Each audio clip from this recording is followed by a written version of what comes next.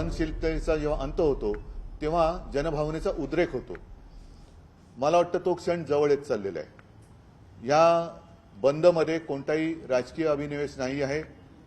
ज्याप्रमाणे आपण कोरोना व्हायरसशी लढलो तसाच हा एक विकृतीचा व्हायरस आहे. महाराष्ट्राच्या कानाकोपऱ्यामध्ये एक वातावरण निर्माण झालं पाहिजे की कोणीही असं दुष्कृत्य करायला धजावला नाही पाहिजे. जर कोणी करेल तर त्याला ताबडतोब शिक्षा होते आणि अत्यंत कठोर शिक्षा होते.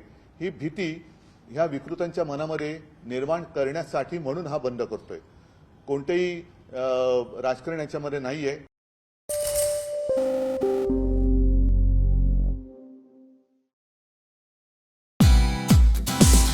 Hey, thank you for watching this on CNBC TV 18. Hope you liked it. For more such interesting news and updates, follow CNBC TV 18 on all the social media platforms.